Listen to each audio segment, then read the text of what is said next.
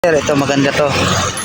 Commercial to. Simula doon sa daanan na dalawang bahay. Yan, kasama yan. Tsaka ito. Ito. Kasama to. Yan siya. I-refer mo. Hi guys, dito yan sa area kung saan meron tayong binibitang property. Yan, tabing kalsada, commercial.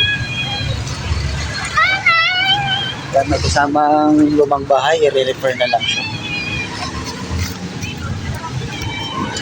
May bakanting lot. Ay, ito yung pinakagit niya. Ay, may diba na.